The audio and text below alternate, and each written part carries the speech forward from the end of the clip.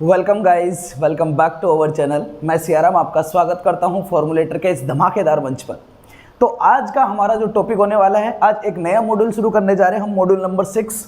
ये मॉड्यूल, अब देखो, जितने भी प्रीवियस आगे के हमारे जितने मॉड्यूल कंप्लीट हो चुके हैं, उन मॉड्यूल्स में हम जितना पढ़ चुके हैं, मैंने आपको मैक्सिमम सारी चीज़ें जो है वो बता चुके हैं हम लोग। जितने भी आपके रूल्स थे, जितने आपके लॉ थे, जितनी आपकी इक्वेशंस डेवलप होती थी, सबको हम लोगों ने डेवलप किया है, ठीक है ना। अब अगला आपका 6th मॉड्यूल और 7th मॉड्यूल, ऐसा समझ लो कि उन पूरे के 5 लेक्चर्स का निचोड़ है। मतलब जो हम पढ़ चुके हैं वही हमारा वापस से आने वाला है, कुछ नया नहीं मिलेगा। उन्हीं को एक समराइज वे में फिर से एक अलग तरीके से पढ़ने वाले हैं हम लोग। तो ये आपका मॉड्यूल नंबर 6 और 7 में इंक्लूड होगा। जैसे कि मैक्सवेल इक्वेशंस आएगी, ठीक है ना।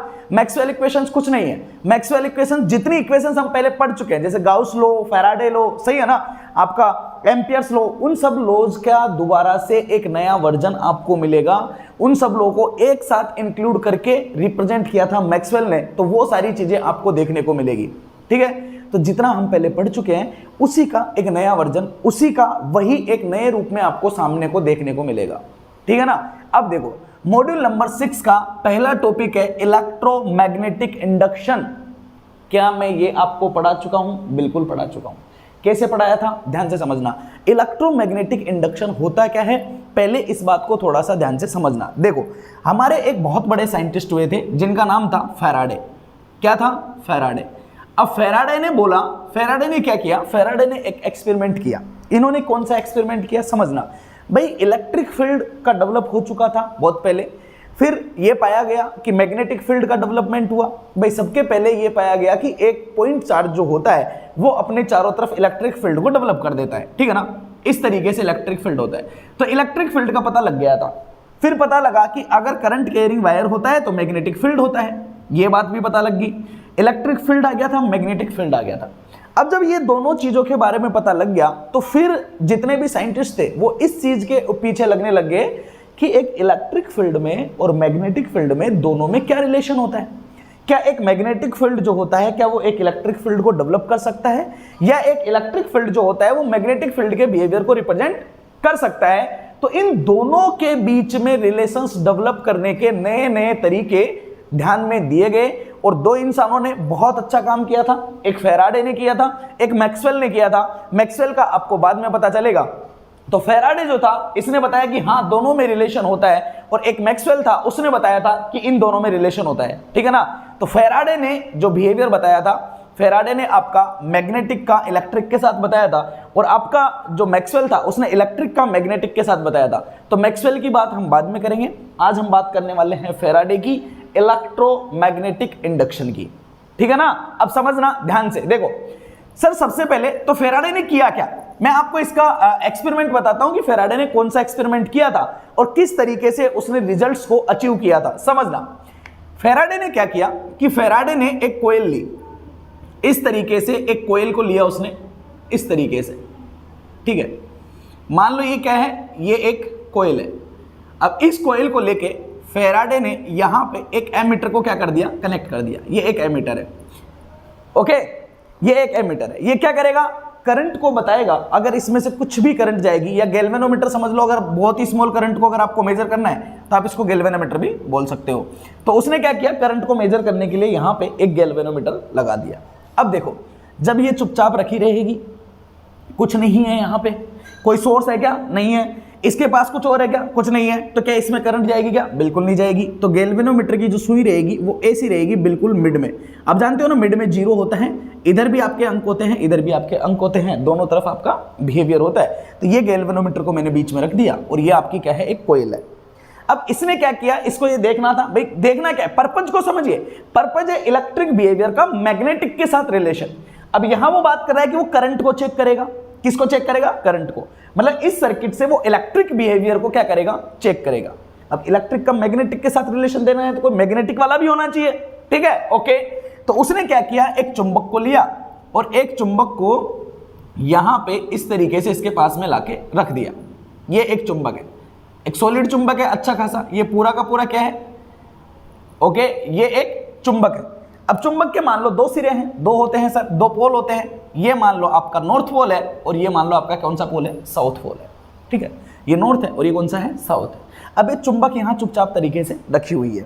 अब अगर ये चुंबक यहाँ पे चुपचाप रखी हुई होगी तो इसका मैग्नेटिक फील्ड होगा, इधर से निकलेगा और इधर से होते हुए इधर जाएगा, इधर से निकलेगा, इधर से होते हुए इधर जाएगा। होगा या नहीं होगा?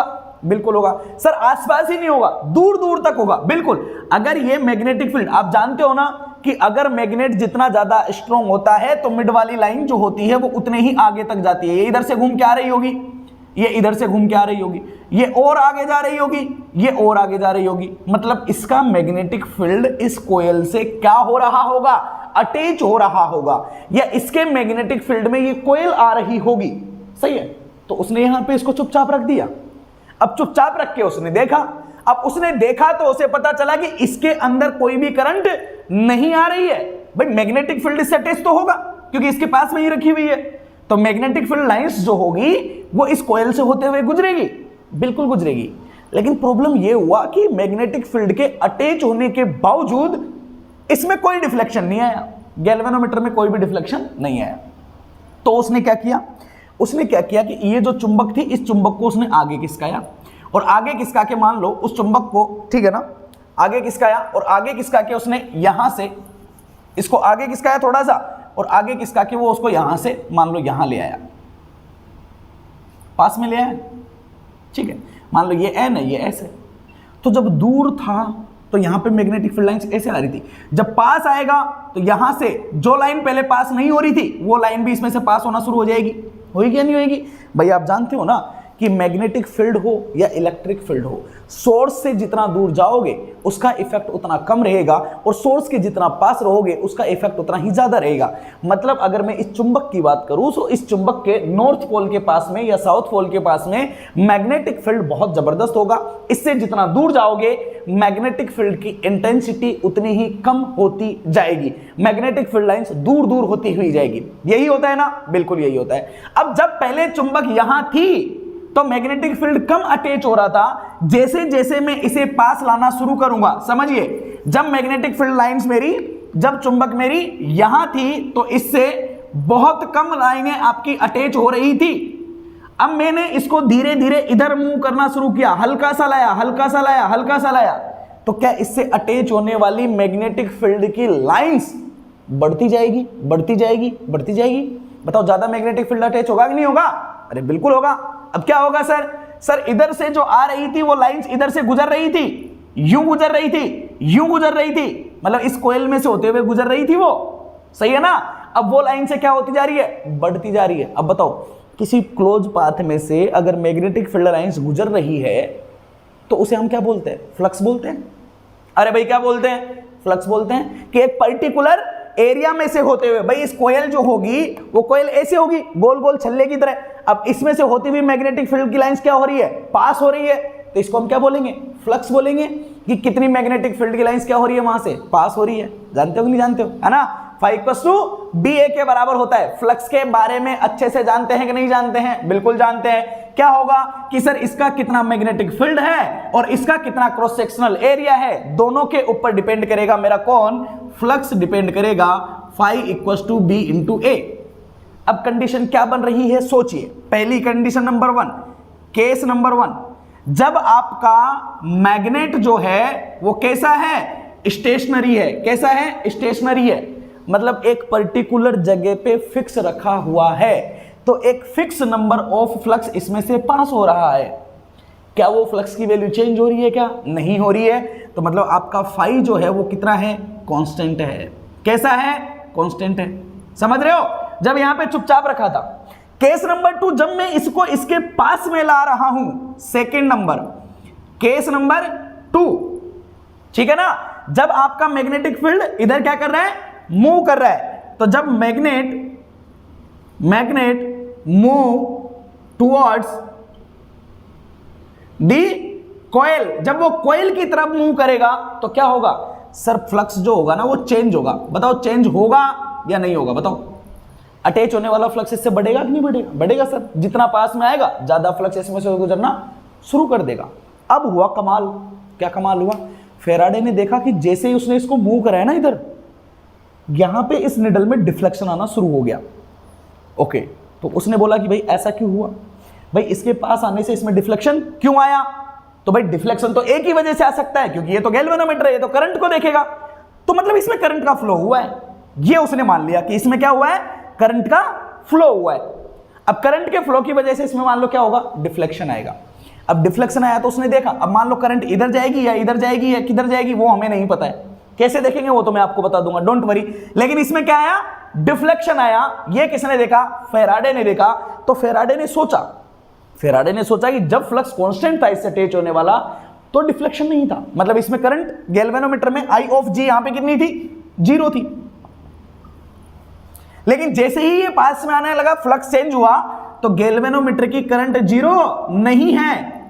क्या आ रहा है गैल्वेनोमीटर में, डिफ्लेक्शन आ रहा है। तो सर डिफ्लेक्शन तो करंट की वजह से हो सकता है भाई, और करंट किसी बैटरी की वजह से हो सकता है, किसी वोल्टेज सोर्स की वजह से हो सकता है। तो उसे इस बात का पता चल गया कि इस कोयल पे कहीं ना कहीं क्या डेवलप हो रहा है, ईएमएफ डेवलप हो रहा है। क्या डेवलप हो रहा है, ईएमएफ, क्योंकि बिना ईएमएफ के तो इस कोयल के ऊपर करंट नहीं हो सकती। मतलब ये कोयल एक सोर्स की तरह काम कर रही है, करंट फ्लो करा रही है सर्किट में, मतलब इसके ऊपर क्या डेवलप हो रहा है, ईएमएफ डेवलप हो रहा है। अब ये ईएमएफ किसकी वजह से आ रहा है, फ्लक्स की वजह से, फ्लक्स के चेंज होने की वजह से आ रहा है। बिल्कुल करेक्ट है। तो उसने बोला कि भाई मुझे ईएमएफ मिला, और जो मुझे ईएमएफ मिला वो एक्चुअल में मुझे चेंज, किसमें चेंज, फ्लक्स में। कौन सा फ्लक्स, मैग्नेटिक फ्लक्स, जो किससे अटैच हो रहा है, कोयल से अटैच हो रहा है, उसमें चेंज होने की वजह से मुझे क्या मिल रहा है, ईएमएफ मिल रहा है कि इस पूरी की पूरी कोयल से कितना फ्लक्स अटैच हो रहा है। बिल्कुल सही आया था ना, बिल्कुल करेक्ट है भाई, यही होना चाहिए। अरे होना चाहिए ना, बिल्कुल सर यही होना चाहिए। अब आप बोलोगे सर कोयल में ना एक ही लूप नहीं होता, कोयल में 1 2 3 4 बहुत सारे होते हैं। अगर मान लो एक से अटैच होने वाला फ्लक्स कुछ फाई है, तो दूसरे से कितना होगा, तीसरे से कितना होगा, चौथे से कितना होगा, सही बात है। तो ये जो फ्लक्स है, ये कौन सा फ्लक्स है, ये फाई ऑफ एम, कोयल से अटैच होने वाला टोटल फ्लक्स लिखा है मैंने। क्या लिखा है मैंने, फाई ऑफ एम, ओके, ये लिखा है मैंने total flux, okay, that passes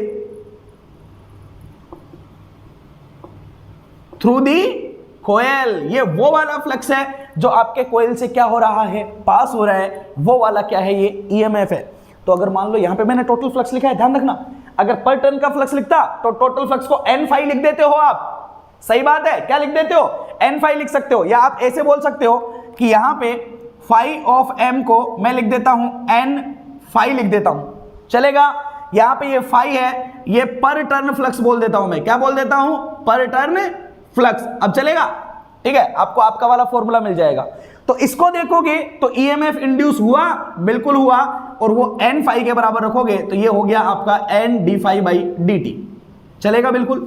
ये लो दिया था, किसने दिया था, फैराडे ने दिया था। अब कहानी यहां पे खत्म नहीं हुई है, समझना, कहानी यहां पे खत्म नहीं हुई है। क्या कहा, देखो, फैराडे ने बोला कि एक्चुअल में ईएमएफ जो है ना, वो सिर्फ फ्लक्स के ऊपर डिपेंड नहीं कर रहा है ना, सिर्फ फ्लक्स के ऊपर डिपेंड नहीं कर रहा है, वो डिपेंड कर रहा है कि फ्लक्स में कितनी स्पीड से चेंज हो रहा है। फ्लक्स में चेंज, ये इंपॉर्टेंट है, फ्लक्स में चेंज की वजह से। अब समझो, फ्लक्स में हुआ चेंज, यहां से मैं इसको थोड़ा सा हटा देता हूं, ये इतना ये रख लेते हैं, इसको थोड़ा सा हटा देता हूं मैं, ठीक है ना। ओके, देखो, मतलब सर एक्चुअल में क्या हुआ बेटा, एक्चुअल में ये लिख लिया करो आप, नोट्स बनाना पूरा, ठीक है ना। अब देखो, मतलब एक्चुअल में फ्लक्स में चेंज हुआ है, ओके, फ्लक्स मतलब मैग्नेटिक फील्ड, मतलब किस में चेंज हुआ है, मैग्नेटिक फील्ड में चेंज हुआ है, ठीक है ना, ओके। तो सर मैग्नेटिक फील्ड में चेंज होने की वजह से ईएमएफ आया, और ईएमएफ की वजह से करंट आ गई, मतलब ईएमएफ का डेवलपमेंट हुआ। अब ईएमएफ तो होता है वोल्टेज, और वोल्टेज का रिलेशन किससे होता है बेटा, इलेक्ट्रिक फील्ड से। किससे होता है, इलेक्ट्रिक फील्ड से। बताओ होता है कि नहीं होता है, बिल्कुल होता है। मतलब ये तो कहानी कुछ ऐसी हो गई कि अगर मैग्नेटिक फील्ड चेंजेबल हुआ, अगर मैग्नेटिक फील्ड में चेंज हुआ तो उसके पास कैपेबिलिटी है कि वो क्या डेवलप कर सकता है, एक इलेक्ट्रिक फील्ड डेवलप कर सकता है। ये बहुत बड़ी बात थी उस टाइम के लिए जो फैराडे ने डेवलप करके दी थी। फैराडे ने ये बोला था कि एक मैग्नेटिक फील्ड से इलेक्ट्रिक फील्ड को डेवलप किया जा सकता है। ये बहुत बड़ी लाइन थी, क्लियर है। तो क्या बोला फैराडे ने कि time changing magnetic field, a time changing magnetic field can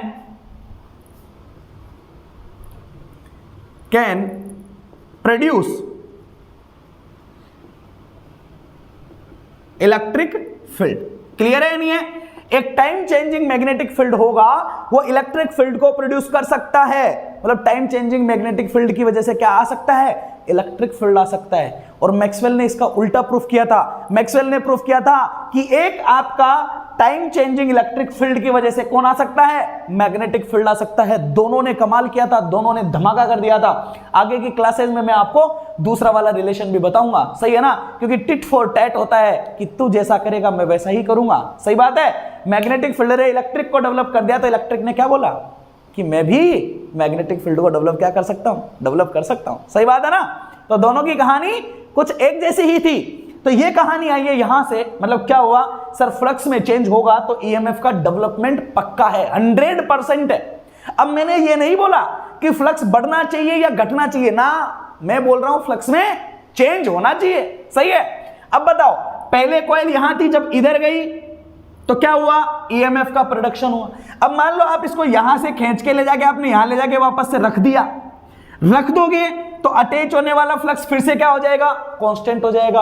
और जैसे ही फ्लक्स कांस्टेंट होगा, वापस से ईएमएफ कितना बन जाएगा बेटा? 0 बन जाएगा। सर कितना बन जाएगा? 0 बन जाएगा। आप ऐसा समझ लो, ये आपके मैग्नेटिक फील्ड की है पोजीशन नंबर 1, ठीक है ना? ये है आपकी पोजीशन नंबर 2। जब ये नॉर्थ सोर्स यहां आ जाएगा, और इधर लिख देता हूं मैं पोजीशन नंबर 3। अब तीनों को समझिए। जब ये पोजीशन नंबर 1 पे होगा तो आपकी कंडीशन होगी ये वाली।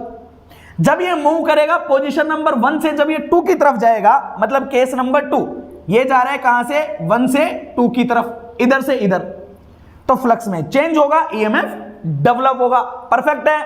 बिल्कुल परफेक्ट है। और आगे चलते हैं, सुनो। अब क्या होगा? इसको मैं हटा दूं थोड़ा सा, ठीक है? जब मैं इसको यहां से लाके, जब मैं यहां पे 1 से 2 की तरफ गया तो ये वाला केस था।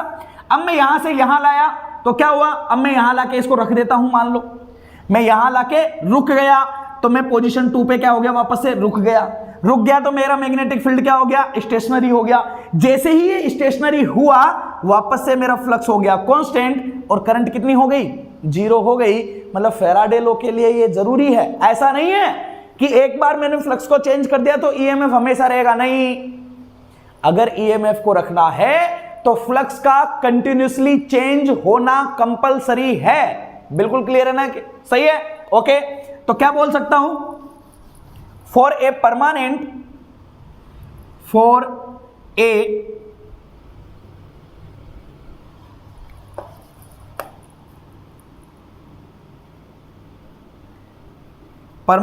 induced EMF flux must be changed continuously। Clear है? फ्लक्स कंटिन्यूअसली क्या होता रहना चाहिए? चेंज होता रहना चाहिए। अगर फ्लक्स हो गया कांस्टेंट तो ईएमएफ वापस से कितना हो जाना है? 0 हो जाना है, according to the Faraday law. अब एक बात को समझना बेटा, जब मैं इधर से इधर गया तो मेरा फ्लक्स में क्या हो रहा था? इंक्रीमेंट हो रहा था। कोई कंफ्यूजन नहीं है ना इस चीज में? भाई यहां से कम अटैच हो रहा था, जैसे जैसे नजदीक जाओगे इससे पास होने वाली लाइंस बढ़ती जाएगी, बढ़ती जाएगी, बढ़ती जाएगी। मतलब फ्लक्स बढ़ रहा है, 0 1 2 3 4 5 बढ़ रहा है फ्लक्स। सही है? तो जब फ्लक्स बढ़ेगा, तो जब कोई क्वांटिटी होती है, मान लो ये आपका एक साइनोसॉइडल कर्व है, समझना। जब आप यहां से लेके यहां तक गए, क्या हो रहा है? इसकी वैल्यू में इंक्रीमेंट हो रहा है, ठीक है ना? साइन का कर्व दिख रहा है। अगर आप इसको डिफरेंशिएट करोगे तो आपको किसका कर्व मिलेगा? कोस का कर्व मिलेगा। बिल्कुल क्लियर है ना? सही है। तो देखो, जब आप यहां से लेके यहां तक जाओगे ना, तो ये वैल्यू बढ़ रही है। जब ये इंक्रीमेंट हो रहा है तो यहां से लेके यहां तक देखो, डिफरेंशिएशन की वैल्यू कैसी है? ऊपर है। मतलब ये वैल्यू कैसी है? पॉजिटिव है नहीं है? बिल्कुल। जब ये वापस से यहां से जब घटना शुरू करेगा तो स्लोप इसकी क्या हो चुकी है? नेगेटिव हो चुकी है। तो आंसर कैसा मिल रहा है? नेगेटिव मिल रहा है। मतलब इंक्रीमेंट के लिए स्लोप मिलती है पॉजिटिव और डिक्रीमेंट के लिए स्लोप मिलती है नेगेटिव। मतलब अगर यहां पे इंक्रीमेंट हो रहा होगा और मान लो इसके लिए आप ईएमएफ को क्या बोलो? मान लो पॉजिटिव पोलैरिटी का बोल दिया, तो जब ये इधर से इधर जाएगा, जब ये मूव करेगा कहां से, इस 2 से 1 की तरफ और 1 से 3 की तरफ, तो वैल्यू क्या होती जाएगी, रिड्यूस होती जाएगी, रिड्यूस होती जाएगी, रिड्यूस होती जाएगी। परफेक्ट है कि नहीं है बेटा, बिल्कुल क्लियर है। तो सर यहां पे ईएमएफ कैसा हो जाएगा, नेगेटिव हो जाएगा। अब आप बोलोगे सर ईएमएफ का नेगेटिव और पॉजिटिव होने का क्या मतलब है? बेटा ईएमएफ का नेगेटिव और पॉजिटिव होने का कोई मतलब नहीं है। मतलब सिर्फ इतना है कि जब ये बढ़ेगा तो मान लो करंट अगर पॉजिटिव थी, तो जब ये घटेगा तो ये नेगेटिव हो जाएगी।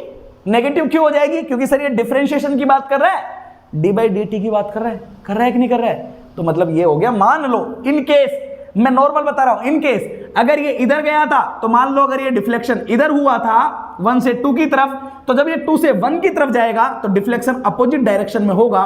मतलब करंट की डायरेक्शन क्या हो जानी है, चेंज हो जाएगी according to the Faraday law. इतना तो फेराडे ने ही बोल दिया था, सही है।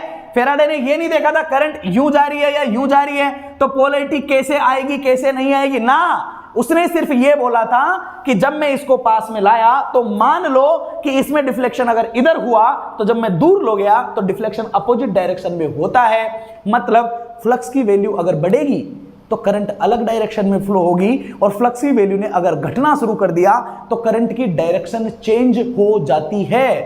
ओके, तो मतलब इससे तो रिलेशन बन गया। क्या रिलेशन बन गया? कि भाई अगर फ्लक्स की वैल्यू बढ़ रही है तो मतलब डी बाई डी टी क्या होगा, पॉजिटिव होगा। देखो, ठीक है ना? ओके, तो the direction of flowing current, Faraday ने और क्या बात बोली नहीं, सुनो, कि the direction of flowing current through the coil, okay, is decided by the flux। किसके द्वारा डिसाइड किया जाता है? फ्लक्स के द्वारा डिसाइड किया जाता है। अगर बढ़ रहा होगा तो एक डायरेक्शन में, और तुरंत घटाना शुरू कर दिया तो डायरेक्शन करंट की क्या हो जानी है, चेंज हो जानी है। ऐसा किसने कहा? ऐसा कहा हमारे फेराडे भाई साहब ने। किसने कहा? फेराडे भाई साहब ने कहा। क्लियर है या नहीं है? बिल्कुल सही है ना। अब फेराडे ने और भी एक जबरदस्त काम कर दिया। क्या किया? सोचो भाई, इसको मैं हटा दूं पूरे को, ठीक है, ये लाइंस को। ओके, थोड़ा सा यहां पे एक बार स्पेस और बना लेते हैं। चलो कोई बात नहीं, यहीं पे देख लो, ठीक है। इसको हटा देता हूं, इधर वाले को, चलेगा? इसको हटा देता हूं, थोड़ा सा ध्यान से समझना एक बार। देखो बेटा, मैंने आपको जब मैं क्लासेस ले रहा था, जब मैंने एक बार पहले भी आप लोगों से इंड्यूस और प्रोड्यूस, दो वर्ड के बीच में मैंने आप लोगों को क्लासिफिकेशन किया था, ठीक है ना? समझना दोबारा और फिर से ध्यान से देखना। दो वर्ड होते हैं एक्चुअली हमारे पास में। एक वर्ड होता है प्रोड्यूस करना, ओके, और एक वर्ड होता है हमारे पास में इंड्यूस। दोनों में हल्का सा डिफरेंस है। क्या डिफरेंस है? देखो, मैं यहां बार बार में बोल रहा हूं, इलेक्ट्रोमैग्नेटिक इंडक्शन बोला है मैंने, इंड्यूस वर्ड बोला है मैंने यहां पे। क्या बोला है मैंने? इंड्यूस। इंड्यूस होने का मतलब होता है कि जब कोई इंसान खुद में चेंज होना नहीं चाहता है, लेकिन किसी दूसरे की वजह से, किसी दूसरे के फोर्स की वजह से अगर हमारी लाइफ में कुछ चेंज आता है तो उसको हम बोलते हैं इंड्यूस होना। अब हमेशा एक चीज का ध्यान रखना, कोई भी इंसान अपनी लाइफ में खुद की वजह से अगर कोई प्रॉब्लम आई है तो उसको हैंडल करेगा, किसी को शिकायत नहीं करेगा। लेकिन किसी दूसरे की वजह से अगर कोई अलग इंसान आके आपकी लाइफ में कुछ चेंज करना चाहे, सही है भाई, दोपहर के 12 बज रहे थे, 2 बज रहे थे, कोई दूसरा इंसान आया और आके बोल रहा है आपसे, घर पे आके बोल रहा है कि मार्केट जाओ और मेरे लिए जूस पैक करवा के लेके आओ, तुम्हें नहीं पीना, सिर्फ मुझे पीना है। आप क्या बोलोगे? नौकर लग रहा हूं तेरे बाप का, बोलते हो ना भाई। अगर दोस्त है तो कोई बात नहीं, बड़ा होगा तो विद रेस्पेक्ट आप जाओगे लाओगे, है? पापा ने बोला है तो पापा को तो मना नहीं करोगे ना, है? वहां तो एक आ जाता है रेस्पेक्ट वाला फीलिंग, सही है ना, कि बाप तो बाप होता है। क्लियर है ना? तो क्या होगा कि सर अगर दोस्त ने बोला तो मैं बोलूंगा ना भाई, तेरे बाप का नौकर नहीं लग रहा, ना जाऊंगा मैं, है? इतनी धूप में बाहर, नाजुक परी हूं मैं तो, सही है ना, बाहर जाऊंगा, चक्कर वक्कर आ गए, कुछ प्रॉब्लम हो गया है, धूप बहुत तेज है, क्या बोलोगे आप? नहीं जाऊंगा। तो फिर क्या होना है? मतलब क्यों किया आपने?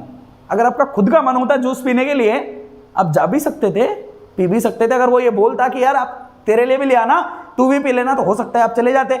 लेकिन नहीं, दूसरा बोल रहा है नहीं जाऊंगा, क्योंकि हमारे अंदर क्या है? एटीट्यूड भरा पड़ा है, सेंस है ना हम तो, सही है, अपनी मर्जी के मालिक है। तो सेम बिहेवियर यहां है बेटा, कि जब इंसान खुद की वजह से कोई काम करता है तो उसको बोलते हैं प्रोड्यूस, उसमें कोई अपोजिशन नहीं होता। लेकिन किसी दूसरे ने, आपके दोस्त ने किसी अननोन पर्सन ने अगर आपको चांटा मार दिया तो हो सकता है आप एक की जगह दो चांटे जड़ दो। सही बात है कि नहीं है? बिल्कुल। तो क्या होता है? अपोजिशन होता है। क्या होता है? अपोजिशन। किसके केस में? इंड्यूस होने के केस में हमेशा क्या पाया जाता है? अपोजिशन पाया जाता है। समझ में आई कहानी? क्या होता है? अपोजिशन। जैसे कि सोचो, ये कोयल ना बेचारी चुपचाप बैठी हुई थी। इस कोयल ने इस मैग्नेट से कहा था क्या कि मेरे ऊपर इंडक्शन कर? कहा था क्या? नहीं कहा था, चुपचाप बैठी हुई थी। ये कोयल यहां थी। अब इसने क्या किया? इस चुंबक ने कर दी गद्दारी। क्या किया? ये चुंबक किसकी? इसकी तरफ। भाई इस चुंबक को हम लाके लेके आ रहे हैं इधर पकड़ के, तो इसमें फ्लक्स चेंज हुआ। फ्लक्स चेंज हुआ तो ईएमएफ का डेवलपमेंट हुआ। क्या ये कोयल ईएमएफ डेवलप करना चाह रही थी? क्या नहीं चाह रही थी? इसकी वजह से हो रहा है। इसलिए इसको मैंने क्या बोला? इंड्यूस होना। क्योंकि वो खुद नहीं चाह रही थी, किसी दूसरे की वजह से हो रहा है, इसकी वजह से इसके ऊपर इफेक्ट हो रहा है। तो इसको मैं क्या बोलूंगा? इंड्यूस होना। मतलब जो ईएमएफ होता है वो क्या होता है? इंड्यूस होता है। और इंड्यूस होगा तो क्या करेगा? अपोजिशन करेगा बेटा। अब ये अपोजिशन करेगा तो अपोजिशन कैसे होगा? सोचो, ये है चुंबक, चुंबक का ये है नॉर्थ पोल, ये है साउथ पोल। जब ये इसकी तरफ जाएगा, 1 से 2 की तरफ जाएगा, तो इसको अपोजिशन करना चाहिए। अब अपोजिशन तो तब होता है जब मान लो ये एक चुंबक है। अब इस चुंबक के पास में मैंने एक और चुंबक रख दी। मान लो ये इसका नॉर्थ है, ये इसका साउथ है, तो इसका यहां पे कौन सा पोर्शन होना चाहिए किससे अपोजिशन होना चाहिए? Sir opposites are attract and same pole जो होते हैं वो एक दूसरे को रिपल करते हैं। अगर इन दोनों में रिपल होना चाहिए तो ये साउथ बनना चाहिए, नॉर्थ बनना चाहिए, जब भी जाके तो अपोजिशन होगा। सही बात है कि नहीं है? बिल्कुल। तो किसका अपोजिशन करना चाहिए? इस कोयल का? नहीं। किसका अपोजिशन? अरे इस कोयल के पास आने का अपोजिशन करना चाहिए, क्योंकि इसके पास में आने की, भाई चुंबक की वजह से मैग्नेट, इसके ऊपर ईएमएफ नहीं आया है ना ना ना ना ना ना। ये चुंबक यहां रखी हुई है ना, तो क्या इसके यहां रखे रहने का ये अपोजिशन करेगा क्या? नहीं करेगा। ये अपोजिशन करेगा इसके पास में आने का, क्योंकि इसके पास में जब ये आ रहा है ना, तब जाके फ्लक्स में चेंज हो रहा है और जब जाके ईएमएफ आ रहा है। अगर ये चुंबक कहीं पे स्टेशनरी रखी है ना, तो कोई अपोजिशन नहीं है, क्योंकि स्टेशनरी की वजह से तो यहां प्रॉब्लम ही नहीं है, ईएमएफ का डेवलपमेंट ही नहीं है, इसमें करंट ही नहीं है। करंट फ्लो तब होती है, ईएमएफ का बिहेवियर तब आता है जब फ्लक्स में होता है चेंज। और फ्लक्स चेंज जब होता है जब इस चुंबक में क्या होता है? मूवमेंट होता है। जब ये इधर उधर खिसकती है तो प्रॉब्लम खिसकने से है, चुंबक के होने से प्रॉब्लम नहीं है, प्रॉब्लम खिसकने से है, फ्लक्स में चेंज होने से प्रॉब्लम है। अब सोचो, जब ये 1 से 2 की तरफ जाएगी तो ये कोयल क्या बोलेगी कि यार 1 से 2 की तरफ आ रही है, फ्लक्स में हो रहा है चेंज, मेरे में प्रोड्यूस हो रहा है ईएमएफ, तो ये क्या करेगी? इसका अपोजिशन करेगी। अब अपोजिशन कैसे करे? उसने देखा चुंबक को, चुंबक से बोला कि तुम्हारा इधर कौन सा सिरा है? उसने बोला नॉर्थ। तो नॉर्थ को अपोजिशन करने के लिए मैं क्या करूंगा? उसने बोला कोई बात नहीं, तेरे पास नॉर्थ है तो मैं भी यहां पे क्या बना लूंगा? नॉर्थ बना लूंगा। और यहां पे क्या बना लूंगा? सोर्स बना लूंगा। मैं खुद भी एक चुंबक बन जाऊंगा, मैं इधर नॉर्थ उधर साउथ बना लूंगा। जब तू इधर आएगा तो मैं नॉर्थ से नॉर्थ का क्या करूंगा? अपोजिशन करूंगा। समझ रहे हो? जब ये इधर मूवमेंट करता हुआ जाएगा तो यहाँ पे नॉर्थ डेवलप होगा, यहाँ पे साउथ डेवलप होगा। अब बताओ, अगर इधर नॉर्थ है इधर साउथ है तो इसका चुंबक कैसे होगा? नॉर्थ से बाहर की तरफ और साउथ से अंदर की तरफ। बताओ ऐसे ही होगा ना? तो इसमें मैग्नेटिक फील्ड ऐसे होना चाहिए। तो बताओ करंट कैसे जानी चाहिए? अगर यूं जाएगी तो मैग्नेटिक फील्ड, आप जानते हो ना कोयल में मैग्नेटिक फील्ड कैसे देखते हैं? करंट के डायरेक्शन में फिंगर को घुमाओ तो थंब आपका मैग्नेटिक फील्ड वो दिखाता है। अब मैग्नेटिक फील्ड होना चाहिए इधर, क्या करूंगा? सर करंट ऐसे होनी चाहिए, जब जाके आपका फ्लक्स ऐसे होगा, मैग्नेटिक फील्ड, और जब जाके इसका क्या होगा? अपोजिशन होगा। तो कैसे होनी चाहिए? इस तरीके से, इधर से यूं, यही होना चाहिए। मतलब इधर से करंट एंटर करनी चाहिए और इधर से करंट लीव करनी चाहिए। ये कब होगा? ये जब होगा जब आपका 1 to 2 की तरफ क्या हो रहा है? मूवमेंट हो रहा है, इधर से इधर की तरफ, जब एक कोयल के पास में आ रही है। समझ में आई कहानी?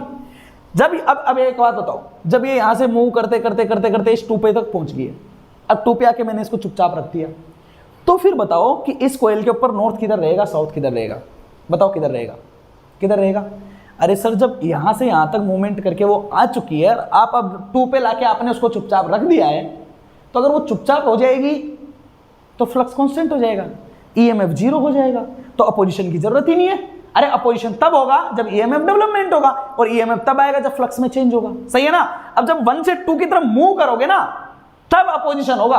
2 पे आके अगर आप चुपचाप बैठ जाओगे ना, फिर अपोजिशन नहीं होगा, अपोजिशन 0 हो जाएगा। ना नॉर्थ रहेगा कहीं पे, ना साउथ रहेगा, खत्म हो जाएगा दोनों। क्लियर है ना? बिल्कुल, अरे क्लियर है कि नहीं है? बिल्कुल सही है। अब मान लो आप कहां पे आ चुके हो भाई, 1 से 2 पे आ चुके हो, है ना, और 2 पे लाके आप चुपचाप अब आप यहां पे आके बैठ चुके हो। अब बैठ गए तो वापस से नॉर्थ और साउथ गायब, स्टेशनरी हो गया ना यहाँ पे, तो नॉर्थ भी खत्म और साउथ भी खत्म। पहले जब आए थे तो करंट यूं जा रही थी, अब आपने क्या किया, अब आप चुपचाप बैठे थे, खत्म। अब आप यहां से वापस से दूर जा रहे हो, आप जा रहे हो 2 से 1 की तरफ, वापस से मूव किया 2 से 1 की तरफ। अब क्या कर रहे हो, आप दूर जा रहे हो, दूर जा रहे हो तो फ्लक्स में क्या होगा, रिडक्शन होगा, बिल्कुल होगा। लेकिन रिडक्शन हो या इंक्रीमेंट हो, फ्लक्स तो चेंज होगा, बिल्कुल। जैसे ही फ्लक्स चेंज होगा अगेन यहां पे क्या डेवलपमेंट हो जाएगा सर, ईएमएफ आ जाएगा। और ईएमएफ कैसा आएगा कि इसके दूर जाने का क्या करेगा, अपोजिशन करेगा, क्योंकि क्या हो रहा है, इंड्यूस हो रहा है। तो इसका ये वाला पोर्ट था नॉर्थ, ये था साउथ। जब ये दूर जाएगा फ्लक्स में चेंज होगा, ईएमएफ आएगा, तो ये इसका अपोजिशन करेगा, तो इसके दूर जाने को रोकेगा। रोकेगा तो अट्रैक्शन होना चाहिए, अट्रैक्ट होना चाहिए। तो ये वाला ये कोयल जो होगी अपने इस वाले सिरे को एस पोल की तरह बना लेगी, साउथ बना लेगी, और इधर बना लेगी नॉर्थ, क्योंकि अपोजिट्स आर अट्रैक्ट। दूर जाने का क्या करेगा, अपोजिशन करेगा। तो जब ये नॉर्थ बन जाएगा, ये साउथ बन जाएगा, तो मैग्नेटिक फील्ड यू जाएगा, अपोजिट हो जाएगा। अब ऐसे जाएगा भाई, जाएगा ना, इधर से बाहर निकलेगा, इधर से क्या होगा, एंटर करेगा। तो अब करंट कैसे आएगी सर, यू करना पड़ेगा। अब करंट जाएगी यू, तो ऐसे रहेगा। तो मतलब मान लो पहले यू जा रही थी, तो अब करंट यू जाएगी। क्या करंट की डायरेक्शन में चेंज हुआ कि नहीं हुआ? बिल्कुल। मैग्नेटिक फ्लक्स बढ़ा या घटा, मतलब दूर गई या पास गई, तो उसके हिसाब से करंट में क्या हुआ, चेंज हुआ। ये गैल्वेनोमीटर के हिसाब से देखा था, किसने देखा था, ये देखा था फेराडे ने। फेराडे ने सिर्फ इतना सा एक्सपेरिमेंट किया था। उसने ईएमएफ की पोलैरिटी के बारे में बात नहीं की थी, उसने सिर्फ और सिर्फ करंट की डायरेक्शन के बारे में बात की थी। उसने ये बोला था कि अगर ये चुंबक इसके पास आई या दूर गई, तो वो इसका क्या करेगा, अपोजिशन करेगा, और अपोजिशन करेगा ड्यू टू इंडक्शन बिहेवियर की वजह से।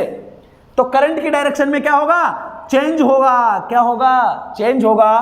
तो उन्होंने ये डेवलप करके दे दिया कि भाई मैग्नेटिक फील्ड की वजह से एक चेंजिंग, वर्ड क्लियर होना चाहिए, चेंजिंग मैग्नेटिक फील्ड की वजह से इलेक्ट्रिक फील्ड को डेवलप किया जा सकता है, एक करंट को फ्लो कराया जा सकता है, ईएमएफ का डेवलपमेंट हो सकता है। बिल्कुल क्लियर है ना? बिल्कुल। अब समझना, जो ईएमएफ का डेवलपमेंट होगा, जितना फेराडे ने बताया, पहले सिर्फ वो बात कर लेते हैं। ईएमएफ का जो डेवलपमेंट होगा, वो ईएमएफ का डेवलपमेंट आपका d phi by d t के बराबर होगा। ये मान लो आपका टोटल फ्लक्स है। क्लियर है? बिल्कुल। तो ये ईएमएफ जो होगा वो कितना होगा, ये सिर्फ एक ही चीज के ऊपर डिपेंड करेगा। वो डिपेंड करेगा कि पहली बात तो कि अटैच होने वाला फ्लक्स कितना ज्यादा है, उसका मैग्नीट्यूड कितना है। सही है, मैग्नीट्यूड। और दूसरी खास बात कि वो टाइम के हिसाब से कितना तेजी से चेंज हो रहा है। सोचो, अगर आप इस चुंबक को यूं फटाफट लाओगे, दूर ले जाओगे, लाओगे, दूर ले जाओगे, तो फ्लक्स में बहुत तेजी से क्या होगा, चेंज होगा। तो जितना ज्यादा डी बाई डी टी, उतना ही ज्यादा क्या हो जाएगा, ईएमएफ हो जाएगा। बताओ होगा या नहीं होगा? मतलब जितना ज्यादा स्पीड से फ्लक्स में चेंज होगा, इंड्यूस होने वाला ईएमएफ उतना ही ज्यादा होने वाला है, और उसका बिहेवियर कुछ ऐसा होने वाला है। ये फेराडे ने बोला था, फेराडे इंडक्शन लॉ। ये आपका मैक्सवेल की तीसरी इक्वेशन को रिप्रेजेंट करता है। मैक्सवेल की थर्ड इक्वेशन आपकी यही होती है, EMF equals to d by d t of phi of m, या EMF equals to n d phi by d t. आप इसको दोनों ही तरीके से बोल सकते हो। ये आपके मैक्सवेल की तीसरी इक्वेशन है, ठीक है ना? जब मैक्सवेल की इक्वेशन पढ़ाऊंगा तो सबको एक साथ लिखा दूंगा, 4 इक्वेशन दी थी उसने, ठीक है ना? ये तीसरी वाली होती है। क्लियर है? अरे सही है। अब इसके बाद में एक और साइंटिस्ट आगे थे, जिनका नाम था हमारे कौन से, लेंज भाई साहब, लेंज लॉ। वो जानते ही हो आप, क्या है, क्या बोला था? तो ये बोला था कि ईएमएफ जो होता है, इसमें यहां माइनस लगाओ, d by d t of phi लिखो, और नेगेटिव साइन किसको दिखाता है, अपोजिशन को दिखाता है। तो इसमें कोई नई बात नहीं है, ये मैंने अभी बताया है कि जो इंड्यूस होगा वो तो अपोजिशन करेगा ही करेगा। सही है ना? तो करंट की डायरेक्शन आपको दिख चुकी है। आप खुद विदाउट लेंज लॉ को लगाए भी आप ये बात बोल सकते हो। कैसे बोल सकते हो?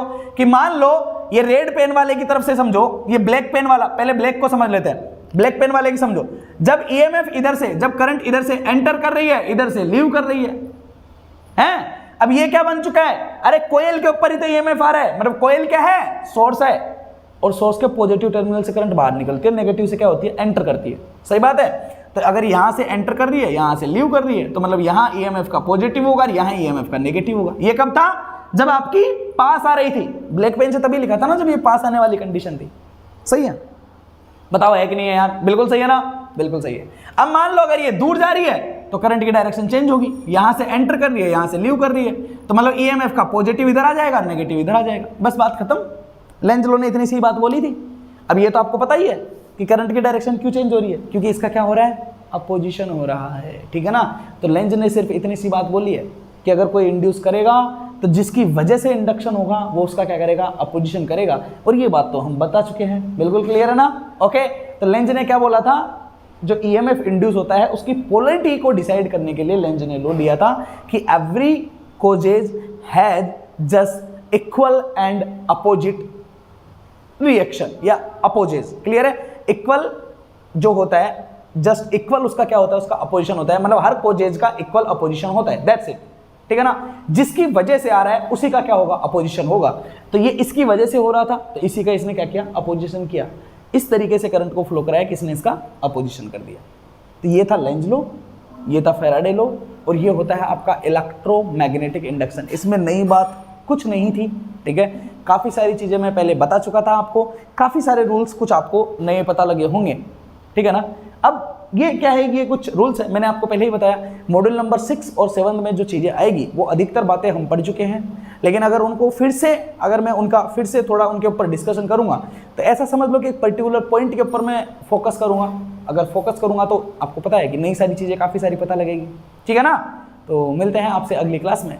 अगली क्लास काफ़ी इंपॉर्टेंट रहने वाली है, क्योंकि अगली क्लास में मैं आपसे डिस्प्लेसमेंट करंट के बारे में बात करने वाला हूँ, जो कि आपका एक नया बिहेवियर भी होगा, और मैक्सवेल की फोर्थ इक्वेशन जो होगी उसका एक डेवलपमेंट का तरीका भी होगा। और फोर्थ इक्वेशन मैक्सवेल की क्या कहती है, वो ये कहती है कि जिस तरीके से फैराडे ने ये बताया कि चेंजिंग मैग्नेटिक फील्ड एक इलेक्ट्रिक फील्ड को डेवलप कर सकते हैं, फोर्थ इक्वेशन ये बताती है कि एक changing electric field magnetic field को क्या कर सकता है, डेवलप कर सकता है। तो कल की क्लास में एक नया कॉन्सेप्ट आपको देखने को मिलेगा, और आपकी पूरी जितनी इक्वेशंस थी, मैक्सवेल की 4 इक्वेशंस हैं, चारों इक्वेशन में सबसे मोस्ट इंपॉर्टेंट फोर्थ ही इक्वेशन है, क्योंकि वो आपका एक नया बिहेवियर है, डिस्प्लेसमेंट करंट। बाकी जो 3 है, शुरू की 2 तो गाउस लॉ है, तीसरी फैराडे लॉ है, और चौथी जो है वो एम्पियर्स लॉ का एडवांस वर्जन है, और एम्पियर्स लॉ का एडवांस वर्जन जो होता है वो डिस्प्लेसमेंट करंट वाला ही होता है। तो कल की क्लास में हम डिस्प्लेसमेंट करंट को पढ़ेंगे, ठीक है ना। फिर मैक्सवेल की 4 इक्वेशंस को एक साथ लिख के हमारा टॉपिक कंप्लीट करेंगे, ठीक है। तो थैंक यू वेरी मच, बनिए रहिए और जुड़िए रहिए मेरे साथ, और बस इसी तरीके से क्लासेस के मजे लेते रहिए। बाल की खाल निकालने वाले काम करेंगे हर एक टॉपिक के ऊपर। आप लोग मुझे टॉपिक सेंड भी कर सकते हो, अगर आपको कहीं पे किसी टॉपिक में कोई प्रॉब्लम आती है तो आप मुझे कॉन्टेक्ट कर सकते हो, ठीक है। थैंक यू वेरी मच, मिलते हैं अगली क्लास में। Thank you very much.